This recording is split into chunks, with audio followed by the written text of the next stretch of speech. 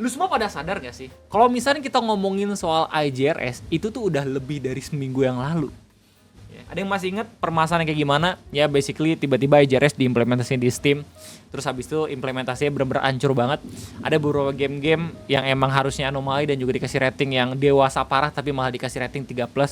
Ya, dan yang gongnya itu kalau misalnya menurut gua ya, itu ada game-game bagus yang bahkan GOTY tapi tidak bisa didistribusikan di Indonesia. Ambil contoh kayak misalnya Baldur's Gate, terus habis itu Persona ya, Refantasio, bahkan yang baru aja kemarin menang GOTY yaitu Clair Obscur 33 Expedition. Sekali gue harus katakan itu game bener-bener amazing banget dari sound design dan segala macamnya gitu ya. Bahkan orang tuh pada percaya kalau misalnya gara-gara game tersebut kota Paris yang awalnya dikira kayak kota Depok benar-benar kembali lagi mendapatkan kejayaannya menjadi kota yang paling romantis di dunia. Ya, gue kira karena udah lewat seminggu, masalah soal IJRS itu udah selesai. Ternyata di tanggal 11 April 2026, IJRS kembali lagi mendapatkan drama baru. Ya, ada kabar yang buruk gitu ya, diterima sama IJRS, di mana ini datang langsung dari forum Reddit Indogamer ya, subreddit Indogamer. Ini dikirim langsung postingannya sama Vinity. Jadi basically beliau ini merupakan redditor yang kebetulan lagi iseng pengen bikin front end versi dia sendiri untuk IJRS. Dan ketika dia lagi ngoding, dia menemukan sebuah celah yang memperlihatkan kalau misalkan API-nya itu justru bisa berpotensi ngelik data-data sensitif punya developer, bahkan ya footage yang konfidensial banget yang harusnya tuh bener-bener terjaga kerahasiaannya. Nah, ketika gue buat video ngopi ini masih belum ada portal media nasional memberitakan ini. Cuman waktu 4 jam yang lalu udah ada konfirmasi lagi ya, atau informasi lanjutan dari akun yang sebelumnya memberitakan ini, yaitu Kak Mifinity, kalau misalkan API IJRS-nya udah aman untuk semua game developer. Jadi udah diurus, terus habis itu udah nggak ada celah kebocoran datanya lagi. Cuman kan ini sempet rame 2 hari yang lalu gitu ya, dan gue pengen bahas, kita bakal bahas dulu gitu terkait dramanya.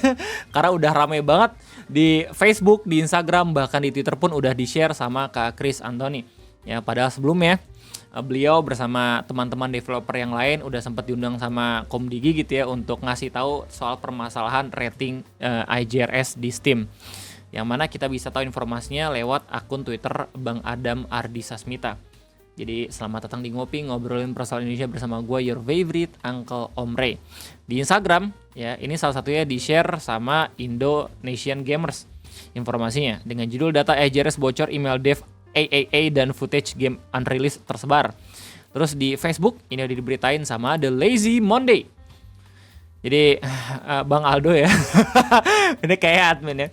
Itu memberitakan setelah membuat keributan karena klasifikasi yang berantakan, ternyata IJRS masih menyimpan kejutan besar yang baru ditemukan saat seseorang mencoba membuat front end alternatif dari website. Ini lucu banget. Nanti kita bakal lihat gitu ya, front end-nya kayak gimana. Soalnya kalau misalnya kita lihat dari hasil codingan akun Reddit itu Mifinity ya, Kak Mifinity, itu sebenarnya kayaknya dia emang cuma bercanda-bercanda doang gitu, ngoding-ngoding, ternyata mendapatkan informasi yang bener-bener penting banget untuk dibahas orang-orang biar seenggaknya ini nggak terjadi lagi ketika emang ada project-project pemerintah yang emang bener-bener harus nge-keep data yang rahasia gitu loh.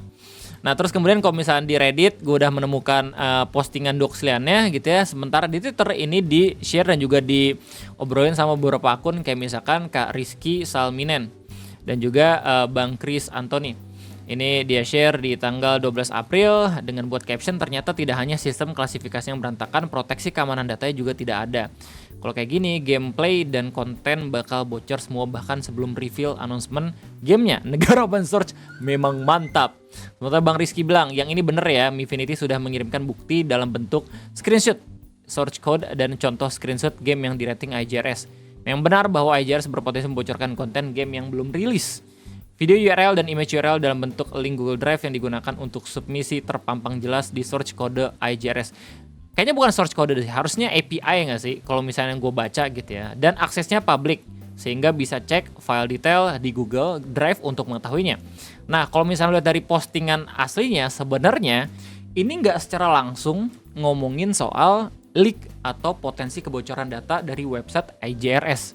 Tapi ya Kak Mifinity itu cuma pengen ngabarin kalau misalkan game Balatro, game kartu favorit kita semua, itu masih dapat ranking RC dari IJRS.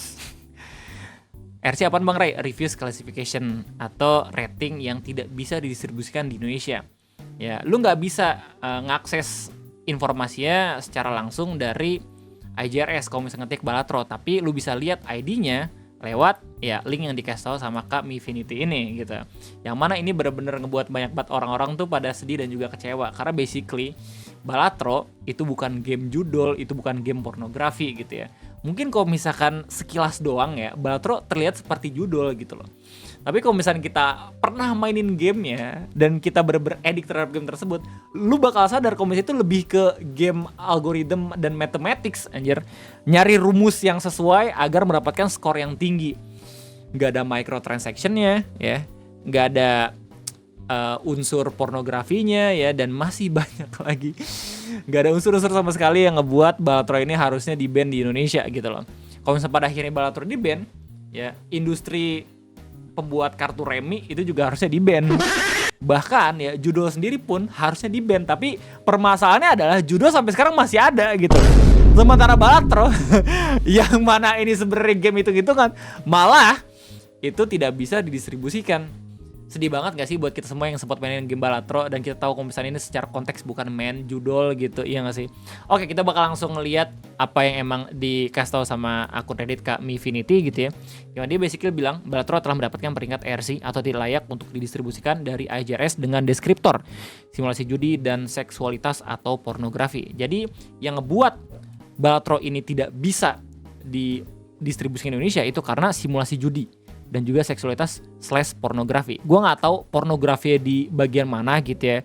Sementara simulasi judi sebenarnya masih banyak juga game-game yang simulasi judi, tapi emang tidak mainin judi gitu loh. Selama itu tidak langsung pakai uang beneran transaksinya, dan selama kita masih bisa tahu kalau misalnya itu cuma sekedar game ya, harusnya masih dikasih rating tinggi juga nggak apa-apa gitu loh.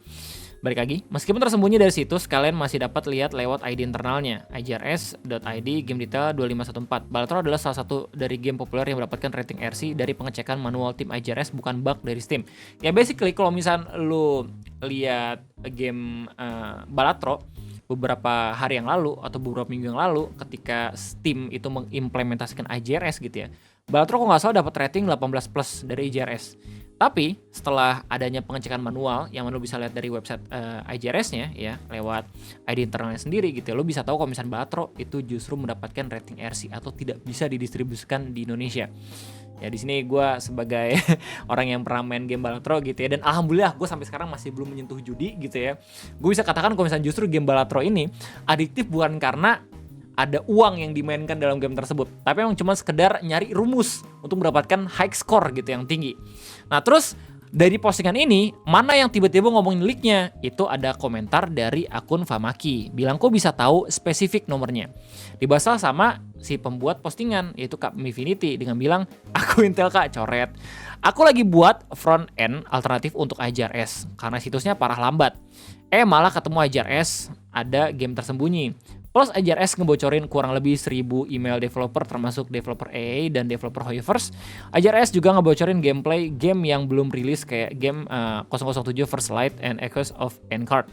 Lo bisa sendiri dari postingan-postingan yang diupload sama Kak Mifinity di komentar-komentar yang membalas postingan ini. Salah satunya komentarnya dari Famaki.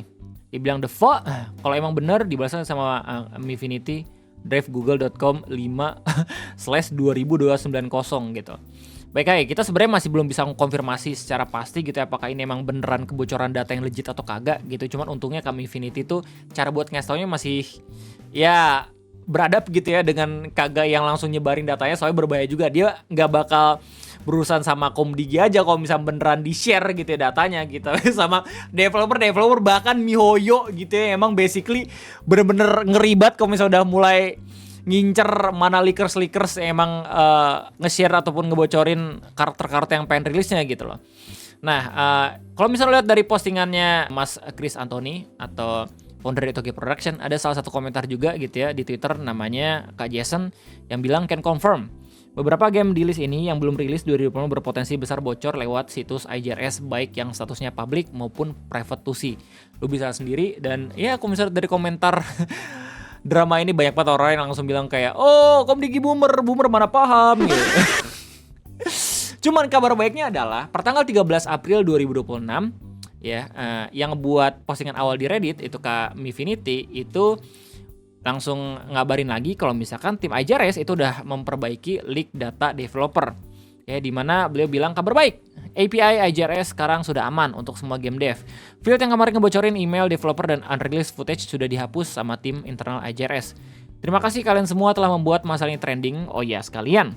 Karena sekarang API IJRS aman, data developer game tidak bocor, dan udah banyak front-end IJRS yang nongol di Facebook, saya merilis front-end IJRS. Yeay!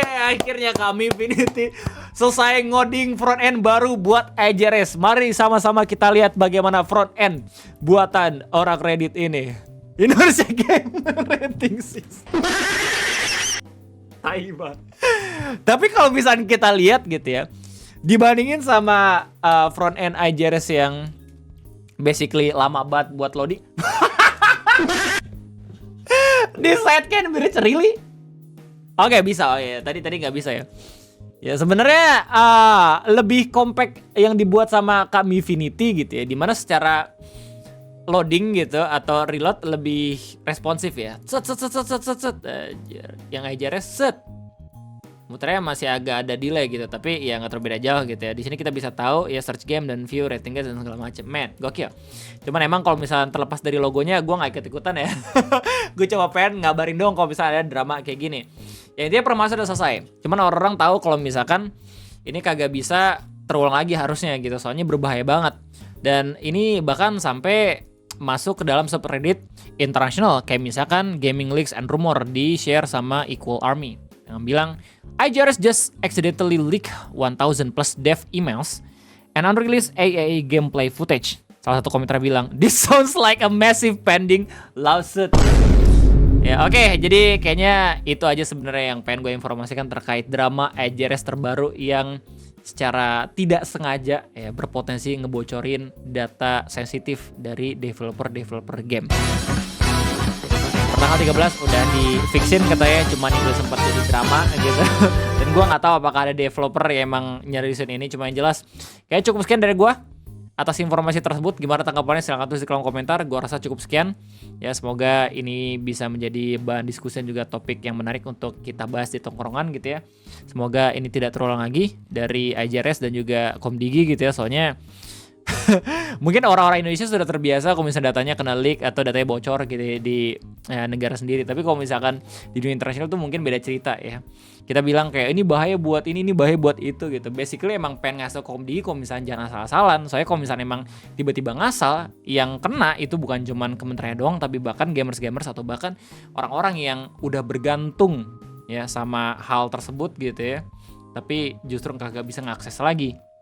Basically ya, yang jelas politik itu berpengaruh sama hidup kita gitu, segala aspek hidup kita. Wah itu aja mungkin gue, terima kasih banyak, sampai jumpa lagi nanti di next video ngopi. Gue Dodi, bye bye.